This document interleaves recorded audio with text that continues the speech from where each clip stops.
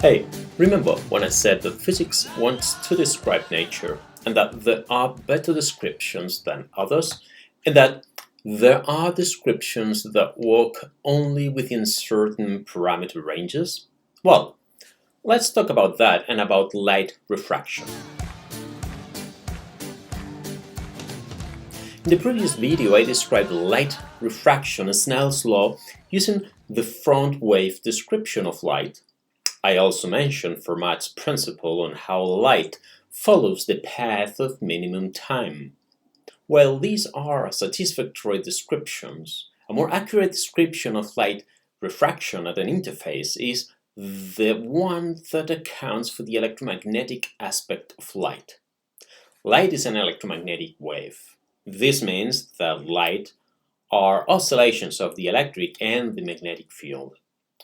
Light propagates forward and the electric field and the magnetic fields oscillate transverse to this direction of propagation. When light enters the medium, let's say from vacuum to water, it encounters atoms there made up of electrical charges.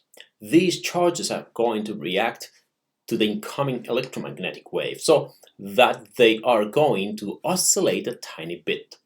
These oscillating electrical charges are going to create a new electromagnetic field that is going to interact with the incoming field from light.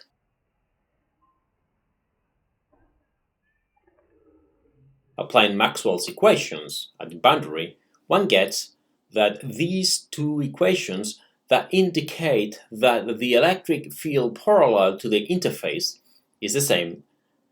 But because epsilon of water is larger than epsilon of vacuum, the electric field perpendicular to the interface is smaller in water than in air or vacuum.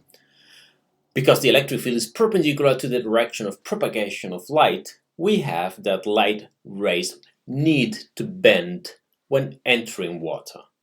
The overall electromagnetic field is going to be reduced in the component of the field perpendicular to the interface.